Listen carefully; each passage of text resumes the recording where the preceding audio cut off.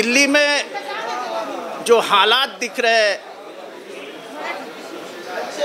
उसको देखते हुए मैं सिर्फ इतना ही कहना चाहता हूं कि इस हालात को बदलने के लिए, दंगाइयों को रोकने के लिए जब पुलिस नाकामयाब हो रही है, क्योंकि इसमें ज़्यादातर पुलिस की नाकामी और केंद्र सरकार की ज़्यादती, ये दोनों के कारण ये दंगा भड़का हुआ है।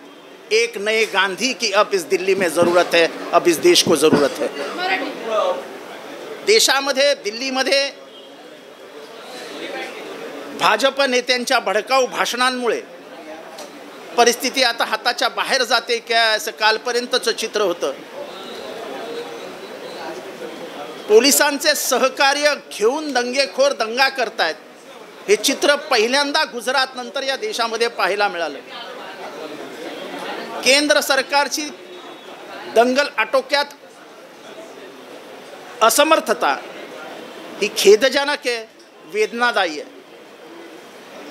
आजच्या परिस्थितीमध्ये अहिंसेचा पुजारी आणि अहिंसेने मारणारे, विचार देणारे महात्मा गांधींची या देशाला परत एकदा आवश्यकता आहे, गरज आहे। असं की गेल्या 5-7 वर्षात हे बघितलं गेलं आहे की जेव्हा जेव्हा एखादा न्यायमूर्ती हा न्याय देण्याच्या उद्देशाने जेव्हा एखादा विचार मांडतो आणि तो जर सत्ताधारी पक्षाच्या विचारधारेपेक्षा वेगळा असतो तर त्याची बदली होते। एखादा राजकीय पक्षाचा पुढारी जेव्हा आपली विचारधारा मांडतो तेव्हा त्याला देशद्रोही ठरवलं जातं। सरकारी कार्यालयात काम करणाऱ्या सरकारी नोकरांनी आपला विचार मांडला तर त्यांची बदली केली जाते। असं हे सार्वत्रिक शांतता प्रस्थापित करण्याचं जे काम केंद्र सरकार आणि त्यांचा पक्ष करतोय हे निषेधार्ह आहे।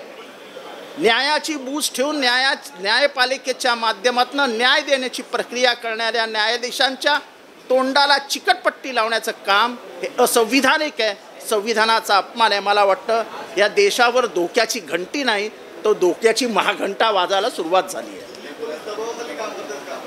दिल्ली पोलीस ही दिल्लीच्या सरकारची नाही आहे, ते केंद्र सरकारची आहे आणि केंद्र सरकार गुजरात मॉडेल, दंगलीचा जो मॉडेल आहे ते तिथे राबवताना दिसतंय। आत्तापर्यंत आलेली प्रत्येक चित्रफित पहा, दगडं मारताना पोलीस समोर उभे आहेत, गोळ्या मारताना पोलीस समोर उभे आहेत, पोलीस कारवाई करताना, निवडक कारवाई करताना दिसत आहेत। ज्या न्यायाधीशांनी सांगितलं की ज्यांनी भडकाऊ भाषणं केली त्यांच्यावर कारवाई करा, कुठलीही कारवाई होताना दिसत नाही। ह्याचा अर्थ स्पष्ट आहे की केंद्र सरकारचे हस्तक असलेले काही पोलीस हे दंगा भडकवत आहेत।